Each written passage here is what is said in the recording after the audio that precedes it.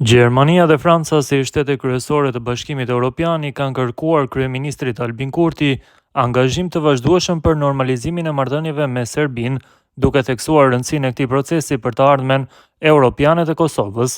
Në letrat e urimit pas rizgjedhjes së tij, presidenti francez Emmanuel Macron dhe kancelari gjerman Friedrich Merz kanë shprehur mbështetjen e tyre për Kosovën, duke vlerësuar përvojën e Kurtit dhe duke nënvizuar nevojën për përparim në dialogun e ndërmjetësuar nga BE-ja. Të dy liderët kanë theksuar se integrimi i Kosovës në Bashkimin Evropian lidhet ngushtë me normalizimin e marrëdhënieve me Serbinë dhe zbatimin e marrëveshjeve ekzistuese, përfshirë marrëveshjen e Ohrid.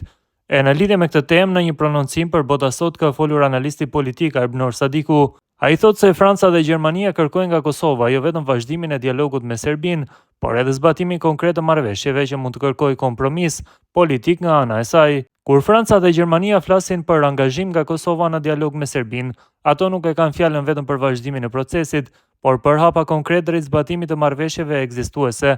Kjo nënkupton një nivel të caktuar fleksibiliteti politik, i cili në praktik shpesh perceptohet si kompromis apo edhe lëshim nga ana e Kosovës, u shpreh ai. Tutje analisti shton që mesazhet e liderëve si Emmanuel Macron dhe Friedrich Merz ndikojnë në drejtimin e dialogut dhe raportet e Kosovës me Bashkimin Evropian, duke reflektuar qëndrimin e boshtit kryesor të Bashkimit Evropian. Por sipas tij, përparimi i vërtet dhe normalizimi i marrëdhënieve varen kryesisht nga gatishmëria reale e Kosovës dhe Serbisë për të bërë kompromisin. Mesazhet e liderëve si Emmanuel Macron dhe Friedrich Merz kanë peshë të konsiderueshme pasi reflektojnë qëndrimin e boshtit kryesor të BE-s. Ato ndikojnë në drejtimin e dialogut dhe në raportet e Kosovës me BE-n, por nuk janë vendimtare në vetvete, shpreh ai.